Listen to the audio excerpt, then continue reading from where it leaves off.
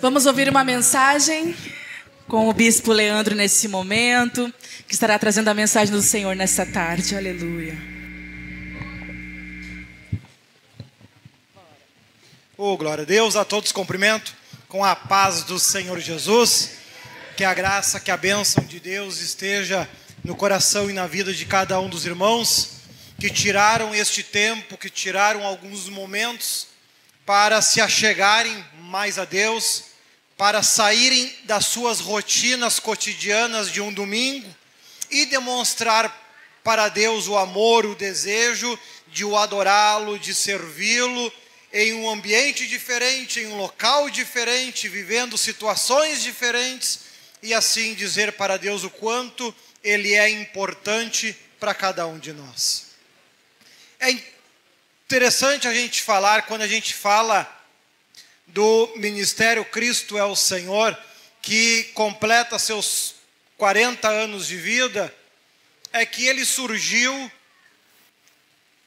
na mesma época que as maiores igrejas que se tem no país hoje. Surgiu praticamente na mesma época. Porém, enquanto outras igrejas escolheram como foco da sua mensagem, escolheram pregar prosperidade. O Ministério Cristo é o Senhor decidiu seguir um caminho completamente diferente. Decidiu seguir uma linha de pensamento, uma visão completamente diferente. Porque desde o princípio percebeu que quando se ensina o povo a focar em prosperidade, quando se ensina o povo a se preocupar com aquilo que tem na terra, quando se ensina o povo a conquistar coisas na terra, ao mesmo tempo tu também está tornando o povo escravo dessas coisas. O povo passa a viver em prol do próximo carro, da próxima casa, do próximo salário e acaba vivendo ao longo do seu tempo em cima disso, se tornando escravo daquilo que possui. Como resultado desta visão incorreta do que a Bíblia diz, vemos que as maiores igrejas do país não possuem os menores dons, se assim a gente pode chamá-los dessa forma, os menores dons que encontramos no nosso ministério, como glorificar em novas línguas, cantar em novas línguas e assim por diante. Porque o Ministério Cristo é o Senhor, quando foi fundado lá através do bispo José e da missionária Clegi, seguiu a visão que Deus queria. Aquilo que Jesus, inclusive, falou sobre isso ali em Mateus 6,33. Buscai a Deus e a sua justiça, e as demais coisas vos serão acrescentadas. Ao longo de cada uma destas décadas que se passaram, nós procuramos ensinar, pregar, falar, do menor ao maior, que o principal foco de vida que eles devem ter é ter Jesus Cristo e o Espírito Santo forte em suas vidas. Que em cada escolha que fizerem, que em cada decisão que tomarem, o foco sempre deve ser a Cristo, sempre deve ser a Deus, sempre deve ser ao Espírito Santo. Que todas as demais coisas lhes serão acrescentadas. Construímos com isso um povo que passa a estar muito mais preocupado com essas coisas e muito menos ligado a questões carnais, físicas e materiais. Um povo que está preparado para enfrentar qualquer dificuldade que for, pois não ama a sua casa mais do que ama a Deus. Não ama o seu carro mais do que ama a Deus. Um povo que realmente se preocupa, nossa morada é um dia no céu. Como mesmo o apóstolo Paulo, se a memória não me engana, pronuncia em um dos seus belos versículos, ao dizer que se a nossa casa terrena for colocada no chão, temos um edifício junto para Deus nos esperando. Passamos a viver mais preocupados em alcançar os talentos que ainda não temos, os dons que ainda não possuímos, de quem sabe estudar os textos para aqueles mais apaixonados pela leitura da Bíblia como eu.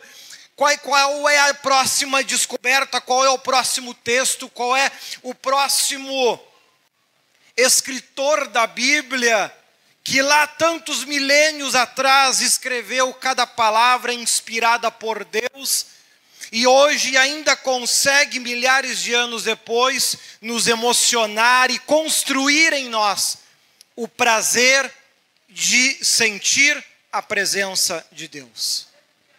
O prazer de estar na casa de Deus. E quando a gente vê, por exemplo, a venda de rifas crescendo, isso mostra a preocupação individual de cada um de vocês em ajudar o ministério, em ajudar a igreja, em mostrar para Deus, nós não estamos apegados a estas coisas terrenas, nós queremos aprender a estarmos apegados em Deus. Nós queremos aprender a perder, para poder com Deus ganhar. Isso é um aprendizado. Nós passamos uma vida sendo bombardeados das mais diversas formas, a amar excessivamente a família, a amar excessivamente os bens que possuímos, as riquezas que alcançamos, o emprego que temos, e se perdemos alguma dessas coisas, é como se o mundo tivesse terminado para nós, quando na verdade nada termina aqui na terra, tudo continua no mundo espiritual, seja para descanso, seja para tormento. Mais 15 pessoas hoje escolheram, como já dizia o apóstolo Paulo, ser um louco como nós, onde enxergam esses textos e dizem, quando o apóstolo ele falava a palavra da cruz, é loucura para os que perecem, mas para nós que somos salvos, é o poder de Deus. Pois a nossa preocupação, a nossa luta diária, não é com aquilo que é terreno, pois sabemos essas coisas, Deus vai me ajudar, Deus vai me abençoar, Deus vai abrir as portas, Deus vai trabalhar na minha vida. Já como o apóstolo Paulo mesmo ensinava, que Deus é riquíssimo em misericórdia, para nos dar muito além do que pedimos ou pensamos. E agora ele conta o segredo. Segundo o poder que em nós opera. As limitações das bênçãos de Deus sobre a minha vida é consequência do nível espiritual que eu tenho. Quanto maior o meu nível espiritual, maiores serão as bênçãos que Deus vai me dar.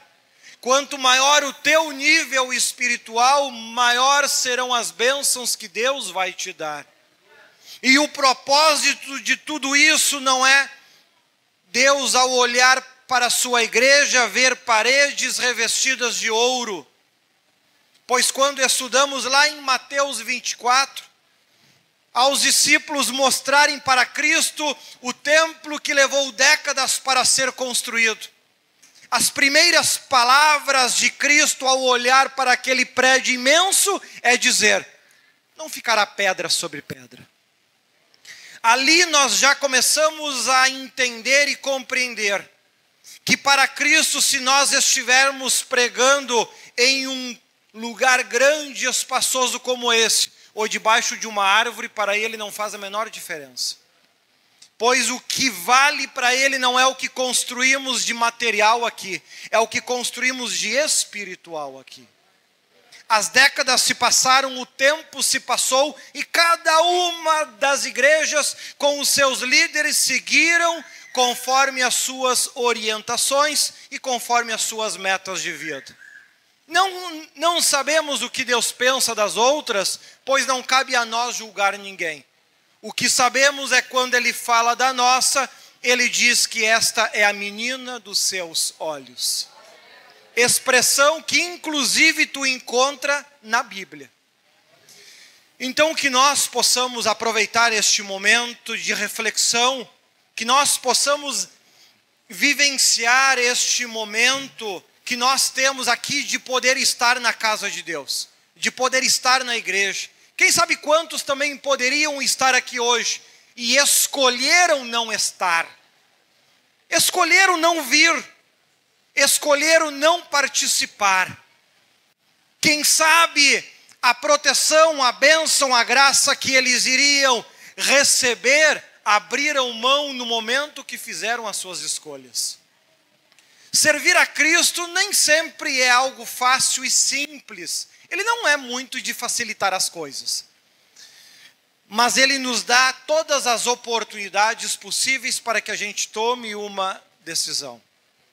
Ele nos dá a oportunidade de podermos fazer as nossas escolhas, de escolhermos o rumo que nós queremos para a nossa vida.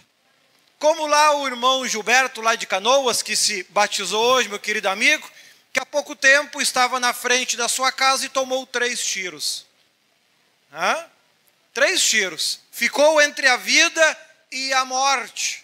Deus escolheu, não, lá do dia 29 de outubro eu quero que ele se batize.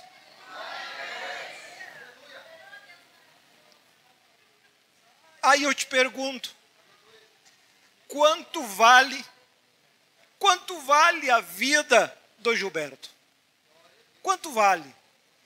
Se ao invés de nós, lá 40 anos atrás, tivéssemos decidido seguir exatamente a mesma linha que todas as igrejas estavam seguindo, focar em prosperidade, teríamos o contato espiritual que temos hoje? Certamente não. Certamente não. Quantas vidas já teriam se perdido? Quantas vezes vocês já foram libertos da morte, graças ao Espírito que tem a liberdade de trabalhar no nosso ministério? Liberdade para proteger, liberdade para guardar, liberdade para nos ajudar, liberdade para despertar em nós o desejo. Eu preciso crer em Deus. Eu preciso me desapegar do que é da terra, pois se em algum momento Deus olhar aqui para baixo e falar, a casa do bispo Leandro está muito feia, eu vou botar no chão, quem poderá dizer a ele o contrário? Ninguém pode falar nada ao contrário. Simplesmente teremos que agradecer o tempo que vivemos nela e esperar a melhor que vai vir. Temos que aprender a estar ao lado de Deus, firmados com Deus, custe o que custar. As lutas e as batalhas que foram enfrentadas ao longo desses 40 anos não foram pouca coisa, nem mesmo pequenas, porém Deus esteve presente em cada uma delas. Em cada momento que precisamos, em cada momento que necessitamos, em cada situação que enfrentávamos, ali Deus esteve presente, concedendo saúde, concedendo vida para mim, para Merlin, para Menis, para os meus pais, porque todos já eram para estar mortos. Eu acho que a gente brinca até com a morte um pouco demais de vez em quando, né? Ela gosta de nós, né? Há uns 2 meses atrás era de novo para mim ter morrido, né? O meu médico, quando viu o meu exame do coração, se apavorou. Ele disse, Leandro, faz esse exame particular, porque se tu esperar no SUS, eu creio que tu não dura até lá. Aqui estamos nós. Deus é bom. Ele olhou ali para Ana, não, está muito nova para ficar viúva ainda, né? Vai ter que aturar ele um pouquinho mais, né?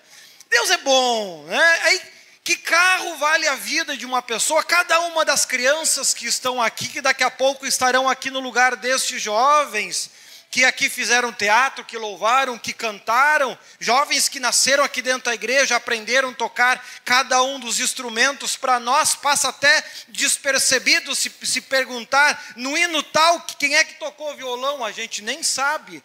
Agora o Espírito Santo sabe, pois ele ajudou cada um a aprender. Os anjos estão aqui olhando cada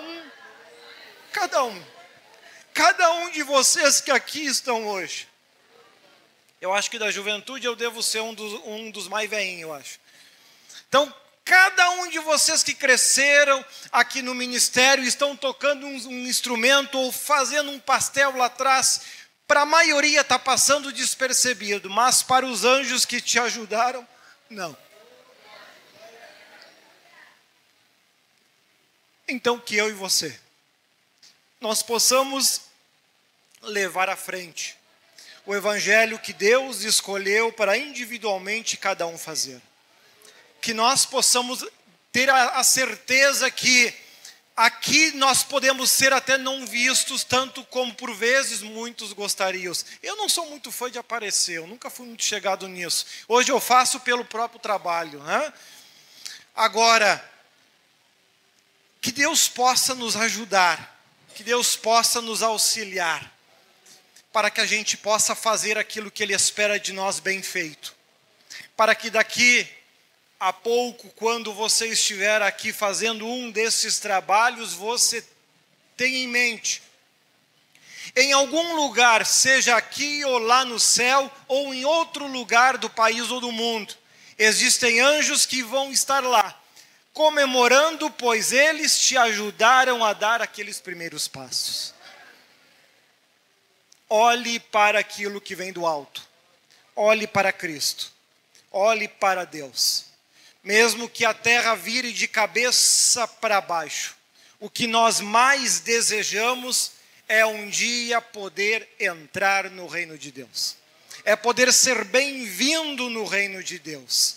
E literalmente deixar para trás tudo aquilo que ficar, porque, como diz o apóstolo Paulo muito bem, eu particularmente sou um fã dos livros do apóstolo Paulo, entre muitos outros, mas enfim, que expressa este amor por Cristo de uma forma tão incrível, tão importante, aonde ele que não passou 3 anos ao lado de Cristo, como todos os outros 12 apóstolos, ele conseguiu aprender a amar e valorizar a Deus de uma forma que muitas vezes os que tiveram essa oportunidade não o valorizaram tanto quanto.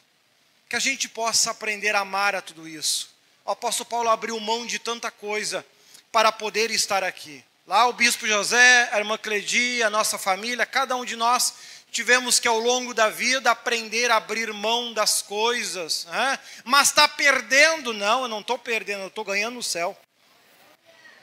Nada a gente perde, porque o nosso mestre disse que era para nós acumular tesouros no céu, onde a traça e o ladrão não roubam. E é isso que importa. Olhe para o alto, olhe para Cristo, valorize cada momento. Há anjos, arcanjos que torcem por você e estão aí na tua volta te ajudando, te auxiliando, te cutucando, para que você consiga alcançar aquilo que Deus espera de mim, aquilo que Deus espera de você. E com certeza, quando sairmos daqui, veremos o quanto vale a pena. 40 anos se foram, que venham mais. Quantos anos Deus quiser, não sei que dia e hora que Jesus pretende vir, mas se até eu completar os 150 ele não vir, se quiser me deixar por aqui, vamos embora, né?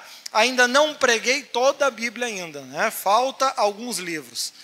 Então que Deus te ilumine, que Deus te abençoe, que a palavra de Deus possa verdadeiramente estar no teu coração e na tua vida, e te consertar com Deus, seja uma meta na tua vida. Conserta a tua vida com Deus, não brinca com isso. Quantos que um dia sentaram nesse banco, igualzinho você, estavam ali aturando as mensagens duras do bispo José, e acharam que ele estava sendo carrasco demais, exigente demais.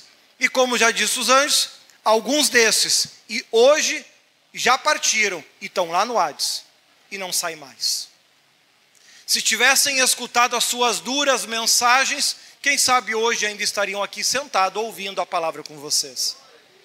Desde o princípio Deus deixou claro: escolha a bênção para que viva, ou escolha a maldição para que morras. Você é livre, Ninguém é escravo de igreja. Ninguém é escravo de nada. Você não é e nunca vai ser. Agora, tenha pressa para Cristo e seja devagar para o mundo. Palmas para o Senhor Jesus.